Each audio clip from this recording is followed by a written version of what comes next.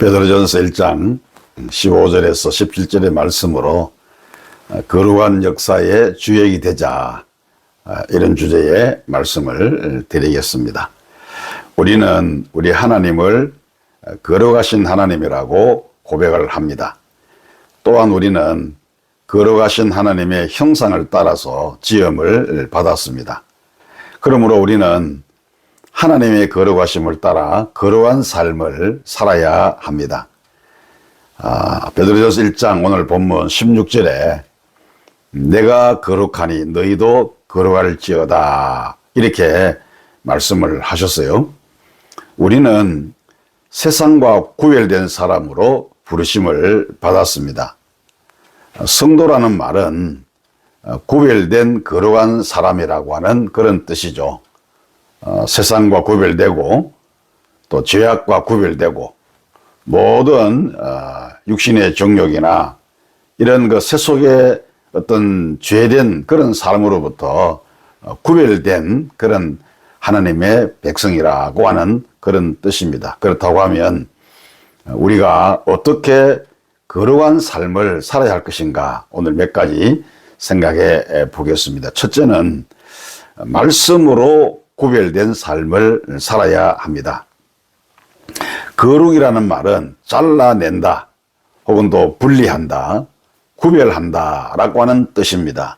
그러므로 하나님은 우리가 거룩한 사람이 되기 위해서 먼저 우리를 분리시키는 이런 일을 하십니다. 성경에 보면 하나님께서는 아브라함에게 말씀하시기를 너는 너의 본토 친척 아비 집을 떠나서 내가 네게 지시하는 땅으로 가라, 이렇게 말씀을 하셨습니다. 하나님은 먼저 아브라함을 떠나게 하심으로 분리시키셨습니다. 그리고 아브라함을 구별하여 세우셨습니다. 그리고 하나님은 하갈이라고 하는 이 여종을 또한 버리게 하셨음을 보게 됩니다. 그리고 하갈을 통해서 낳았던 이스마엘을 또한 내보내라, 이렇게 하심으로 아브라함을 구별시키는 이런 모습을 우리가 볼 수가 있습니다. 아브라함이 이삭에 대한 애정이 하나님보다 더할 때에 이삭을 제단의 제물로 바치라, 이렇게 또 말씀을 하셨죠. 그래서 아브라함은 하나님의 말씀에 순종해서 모리아 산 제단에 이 이삭을 하나님 앞에 드렸습니다. 이렇게 하나님은 아브라함을 분리시키시고 또 끊어내시고 드리게 하심으로 완전히 거룩한 사람으로 만들어 가셨습니다. 그러므로 우리가 거룩에 이를 수 있는 비결은 떠나는 것, 그리고 버리는 것, 그리고 드리는 것입니다. 거룩한 성도가 되기를 원한다면 먼저 부정한 관계를 끊어내고 버리는 이런 노력이 우리에게 필요하죠. 과거에 하나님을 알지 못할 때 행했던 예습관, 즉 구습을 쫓아가는 이 옛사람을 끊어내는 것입니다. 시편 1편 1절에서 2절에 보면 복 있는 사람은 악인의 꾀를 따르지 아니하며 죄인들의 길에 서지 아니하며 오만한 자들의 자리에 앉지 아니하고 오직 여호와의 율법을 즐거워하여 그의 율법을 주야로 묵상하는도다, 이렇게 말씀했습니다. 이 말씀은 거룩한 사람이 되려고 하면 악한 자의 생각에서, 죄인의 길에서, 그리고 오만한 자들의 자리에서 구별되어 살아야 하고 주의 말씀을 날마다 가까이 하며 그 말씀을 따라 순종의 삶을 살아야 함을 강조하는 것입니다. 떠날 것은 떠나고 버릴 것은 버리고 드릴 것은 드림으로 여러분의 삶이 거룩한 삶이 되시기를 주의 이름으로 축복합니다.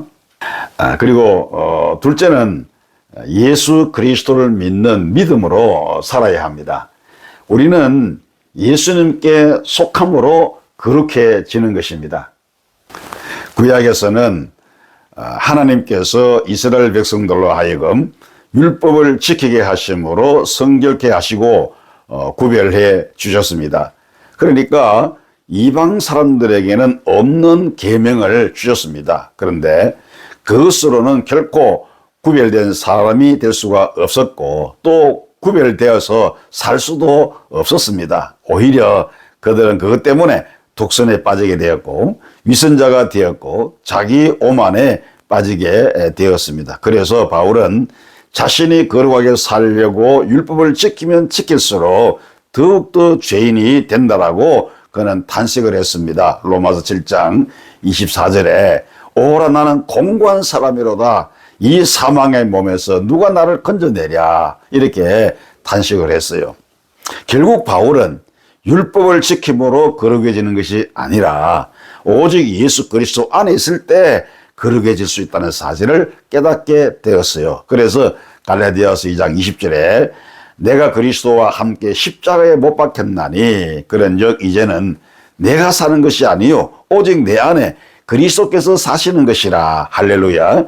오직 내 안에 그리스도께서 사시는 것이다라고 그는 고백했습니다. 그래서 이 바울은 자신 안에 주님이 그리고 주님 안에 자신이 이렇게 주님과 연합되어서 살아가는 그런 삶을 살았거든요. 그래서 그가 또 말합니다. 이제 내가 육체 가운데 사는 것은 육체 가운데 살아가는 것은 나를 사랑하사 나를 위하여 자기 자신을 부리신 하나님의 아들을 믿는 믿음 안에서 사는 것이라. 이렇게 고백을 했습니다. 성도 여러분, 예수 그리스도 안에 거하심으로 여러분들도 예수님 안에 예수님이 여러분 안에 연합하여 살아가심으로 거룩한 삶을 살아갈 수 있기를 주의 이름으로 축복합니다.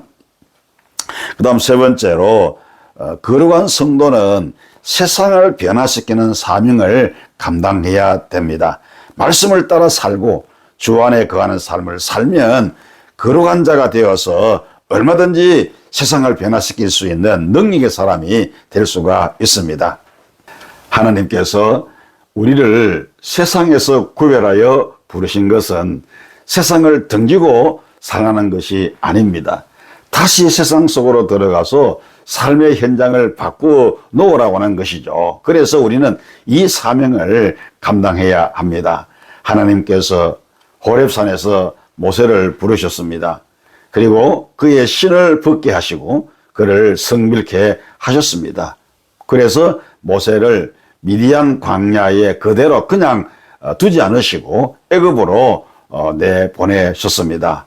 애굽은 어떤 세상입니까? 죄악된 세상입니다. 사단이 주관하는 그런 악한 세상이죠. 거기에 살고 있는, 거기서 고통당하고 거기서 억압을 당하며 살아가는 자기 동족 이스라엘을 구원하라고 하나님께서 그를 그곳에 보내신 것입니다. 뿐만 아니라 하나님께서는 이사야 선지자를 부르셨습니다. 내가 누구를 보내며 누가 우리를 위해서 갈꼬? 라고 했을 때 이사야가 그 부르심에 응답을 합니다. 하나님, 내가 여기 있나이다. 나를 보내소서라고 응답을 했습니다. 은혜를 받은 거룩한 사람은 세상을 향해 들어가야 하는 그런 사명이 있습니다. 세상 속에 들어가는 것은 세상 속에 들어간다고 하는 그 사명은 죄 가운데 빠져있는 세상을 건져내는 것입니다. 그것은 곧 우리의 믿음의 삶을 통해서 세상을 변화시켜 나가는 것입니다. 예수님께서 이 세상에 보내심을 받은 것은 이 세상에 하나님의 나라를 이루시기 위함이었습니다. 그래서 예수님은 들어가시는 곳마다 세상을 바꾸어 놓으셨습니다. 성도 여러분, 하나님은 거룩하시니 우리를 향하여 거룩하게 살라 그렇게 말씀을 하십니다. 그러므로 우리는 말씀으로 거룩하고 예수 그리스도 안에 있음으로 거룩한 사람이 되어야 하겠습니다. 거룩한 자가 되었으니 세상을 변화시켜 나가야 할 것입니다. 복음을 들고 세상 속으로 들어가 세상 문화를 바꾸고 역사를 바꾸고 그리고 삶의 가치를 바꾸는 이런 역사의 주인공이 되어야 하는 것입니다. 은혜가 되시기를 주님의 이름으로 축복합니다.